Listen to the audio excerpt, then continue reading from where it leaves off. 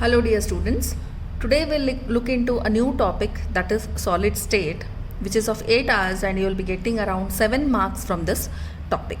Okay, so it is said to be one of the simplest topic, and if your imagination is strong, it will be very easy for you to understand and study this topic. Okay, so let us begin our discussion with matter.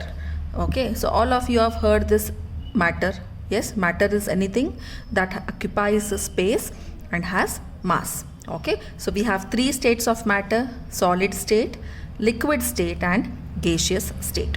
Okay, so there are three states of matter, which are those: solid state, liquid state and gaseous state. So this gaseous state you have studied in first year. So these two states, solid state and liquid state, you will be studying this year. Okay, so how do you define a solid? What is a solid?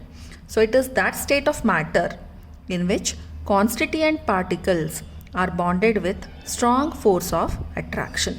So in case of solid, constituent particles are bonded with strong force of attraction. So here constituent particles, it may be either atoms, ions, or it may be molecules. So they are held together by strong force of attraction. So then we can say it is a solid. Okay, so let us discuss some characteristic properties of solids. So first very important property is solids have definite shape, it has definite mass and volume. So any solid if you take will have a definite shape, mass and volume. If you take this pen, it has got a definite shape, it has a definite mass and also it has a definite volume. Okay, so in case of solids, intermolecular distances are short. Okay, so as because they are bonded very tightly, constituent particles are bonded very tightly, whatever the intermolecular distances are there, it is short, it is very less. Okay, and intermolecular forces are said to be strong. They are tightly bound and they are having strong intermolecular forces. Their constituent particles, that is atoms, molecules or ions, have fixed positions and can oscillate about their mean position. So whatever constituent particles are there, they are having fixed position, they cannot move here and there. Okay, like liquids and gases here. Okay, and they can only oscillate about their mean position, and they are said to be incompressible and rigid. Now why they cannot be compressed? Because there is a strong intermolecular force of attraction between the constituent particles, and particles are tightly packed, hence they cannot be compressed. Okay, and they are also less flexible. That's the reason they are said to be incompressible and rigid. So these are some of the important characteristic properties of solids. So now we have understood that in solid, constituent particles are closely packed. Okay, so if we see the classification, solids are divided into two categories. Okay, so we divide solids into two types. Which are those? First is crystalline solids and the second one is amorphous solids. Now these two terms, crystalline and amorphous, you have heard it during your semi-micro qualitative analysis of inorganic salts. Okay, so the first preliminary test when you do appearance, when you see whether it is crystalline or amorphous. So solids are classified into two categories here: crystalline solids and amorphous solids. Okay, so we'll study their properties one by one here. Okay, so first here I'll give you an example of a crystalline solid. Now marble, if you take, now marble, I'll tell it is a crystalline solid. Amorphous solid, if you take chalk, so whatever chalk we'll be using to write it on the board, that I'll tell that it is an amorphous solid. Okay, now chalk, what we use to write on the board is nothing but your calcium carbonate only. Okay, so chalk is nothing but your calcium carbonate. Okay, now what is marble? Marble is also calcium carbonate, right? So both chalk as well as marble, they are nothing but calcium carbonate. So chalk you can break it easily, right?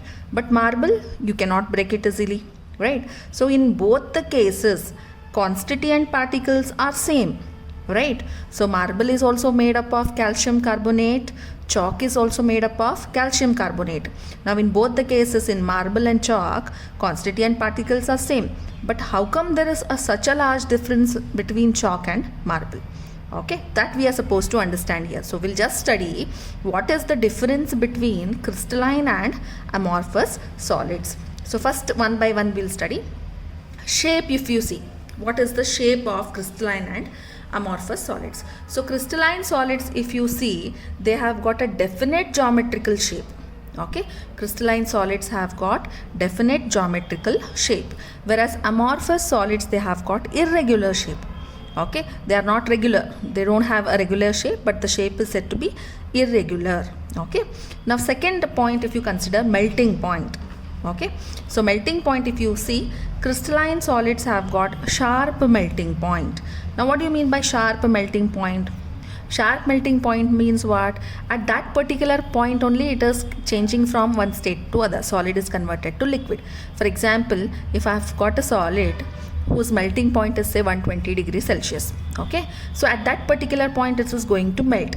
Okay, but amorphous solids, if you consider, they are having no sharp melting point. They don't have any sharp melting point. Means what? For example, if you take plastic, okay, plastic you take, okay, and you start heating that, what happens? Now when you start heating the plastic, what happens? It is not directly converting into liquid there. Okay, does plastic directly convert it to liquid? It will first soften and then start to melt. Okay, in the sense there is a range of temperature. Say if it is 100 to 120, 150 to 160, 170 to 180. So there is a range of temperature here. So amorphous solids will also always have a range of temperature, so they are not having any sharp melting point, whereas crystalline solids, if you consider, they are having sharp melting point. Okay, next, third property, if you see, cleavage property. Cleavage property in the sense, whenever you cut these solids with a sharp edge tool. Okay, so when you cut these crystalline and amorphous solid with a sharp edge tool, what are the surfaces you are getting? That is the cleavage property. Okay, so when you cut these crystalline solids with a sharp edge tool, they will split into two pieces, and whatever the newly generated surface are there, they will be the surfaces will be smooth and plain. Okay, they'll have a plain surface and smooth surface. Okay, so whenever you cut these, they will get smooth surface.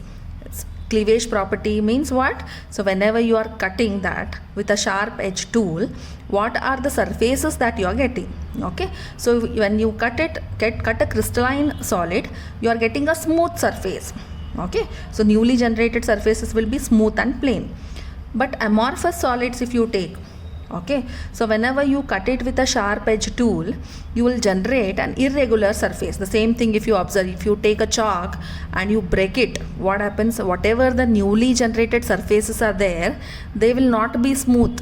Okay, they will be irregular. Okay, you don't get a smooth and plain surface there, but you get an irregular surface. So that is what is the cleavage property. So for crystalline solids, when cut, will get smooth surface, generates smooth surface. But amorphous solids, whenever you cut these, will generate irregular surface. Whenever cut, it will generate irregular surface. Okay, next, fourth point, if you take heat of fusion. Okay, now what is this heat of fusion? Heat of fusion is nothing but whatever quantity of heat that is necessary. Okay, whatever quantity of heat that is necessary to change 1 gram of a solid to a liquid state with no temperature range. Okay, so whatever quantity of heat required to change 1 gram of solid to a liquid is referred to as heat of fusion. Okay, so next point, if you consider heat of fusion, for crystalline solids you have definite heat of fusion. Okay, for crystalline solids you have definite heat of fusion, whereas for amorphous solids you don't have definite heat of fusion. Okay, heat of fusion is not definite. Yes, crystalline solids have got definite heat of fusion, whereas amorphous solids will have no definite heat of fusion. Okay, so next property what you have is anisotropic and isotropic property. So what are these properties here? Now you can see here, this is isotropic, only as anisotropic. Okay, so what are these anisotropic? Anisotropic means different physical properties. Physical properties like refractive index you take, electrical resistance you take. Okay, so these properties will be different in different direction. Okay, so you take any crystalline solid, whatever these physical properties, if you measure in one direction it will be one value, in other direction it will be the other value, in the sense different physical properties in different direction. Whereas amorphous solids, they are said to be isotropic. Isotropic means what? Same physical properties in different direction. In whatever direction you go, there will be same physical properties. Same physical properties if in different direction is isotropic. Different physical properties in different direction is anisotropic. Okay, next point you have, what is the nature of these two kinds of solids. So crystalline solids are considered to be true solids. Crystalline solids are called as true solids, whereas amorphous solids, they are called as pseudo solids, or they are also called as supercooled liquids. Okay, so why they are called pseudo solids means what? Pseudo solids means false solids, or they are called as supercooled liquids. Supercooled liquids because like liquids, they have got a tendency to flow very slowly. Okay, like liquids, these amorphous solids, they have got a tendency to flow very slowly. Okay, so amorphous solids have the tendency to flow very slowly like liquids, so we call it as supercooled liquids. Okay, next point is, what is the order of arrangement? So how they are arranged, what are the constituent particles, how they are arranged? So long range orderly arrangement of particles. Okay, so long range arrangement of particles in the sense there is a systematic orderly arrangement of particles over a long range. For example, if one particle is here, the other particle is also here, so orderly arrangement of particles is there. So this is for a long range. So for a longer period, for a longer range, there is an orderly arrangement. Whereas in case of amorphous solid, you have only short range order. Short range order means in the sense, so particles are arranged one after the other. So this is what is the short range. Okay, so here there is an orderly arrangement, again you have a break, then again you have an orderly arrangement. So whatever the orderly arrangement is there, that is only occurring for a shorter range. But here what happens in case of crystalline solids, there is a long range orderly arrangement of particles. So in case of amorphous solids, there is a short range orderly arrangement of particles. So these are some of the important properties of crystalline and amorphous solids. Okay, this is said to be very important from the point of examination here, and they ask you based on particular property like what is the shape of crystalline and amorphous solids, what is the cleavage property for crystalline and amorphous solids, or simply they may ask you write the differences between crystalline and amorphous solids. So these are some of the differences between crystalline and amorphous solids. So crystalline solids have got definite geometrical shape, these have irregular shape. Crystalline solids have sharp melting point, these do not have sharp melting point. They generate smooth surface whenever you cut them, they will generate an irregular surface. Definite heat of fusion, no definite heat of fusion, and isotropic. These are considered as true solids, whereas these are considered as pseudo solids or supercooled liquids. There is a long range orderly arrangement of particles, only short range orderly arrangement of particles is there in amorphous solids. Now besides crystalline and amorphous solids, if you consider, there are some solids which appear amorphous but they have microcrystalline structures. So these are called as polycrystalline solids. So what they are called as? They are called as polycrystalline solids. Okay, so which appear amorphous but they have got microcrystalline structure. So these are called as polycrystalline solids. So metals often occur in polycrystalline conditions. Okay, now when you consider amorphous solids, they are said to be very useful materials, like if you take rubber, plastic, glass, okay, and they find many applications in our daily lives, right? So one important, very important application of amorphous silicon, if we discuss. So amorphous silicon is one of the best photovoltaic material. So what is this photovoltaic material? Materials which are used in photovoltaics. So photovoltaics means what? You might have studied in physics, conversion of light into electricity. Okay, so amorphous silicon is one of the best photovoltaic material which is available for conversion of sunlight into electricity. Okay, so you are also supposed to remember what are these polycrystalline solids. Okay, so polycrystalline solids means what? They appear amorphous, but they are having microcrystalline structures. Okay, so these are some of the important discussion on crystalline and amorphous solids.